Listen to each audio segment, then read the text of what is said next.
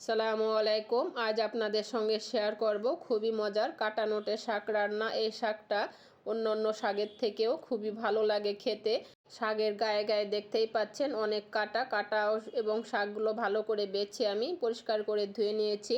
এখন শাকের ভিতরে দিচ্ছি আমি 8-10টা মরিচ কুচি, আর দিচ্ছি আমি হাফ টেবিল চামচ লবণ। হালকা একটু নেড়ে চেড়ে আমি ঢাকনা দিয়ে ঢেকে দিব সিদ্ধ হওয়ার জন্য।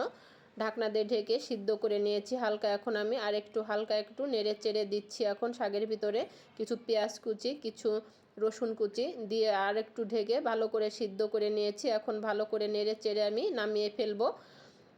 প্যানে এখন দিচ্ছি আমি পরিমাণ মতো একটু তেল, আর দিচ্ছি পেঁয়াজ ও রসুন কুচি। পেঁয়াজ রসুনটাকে আমি গোল্ডেন কালার করে ভেজে নিয়েছি। এখন আমি শাকটা দিয়ে ভালো করে নেড়ে চেড়ে নামিয়ে নিব। শাকটাকে একবারে শুকনা শুকনা করে নিতে হবে, তাহলে খেতে ভালো লাগবে। শাক রান্নার সঙ্গে যদি বোম্বাই মরিচ থাকে তাহলে তো কোনো কথাই নেই।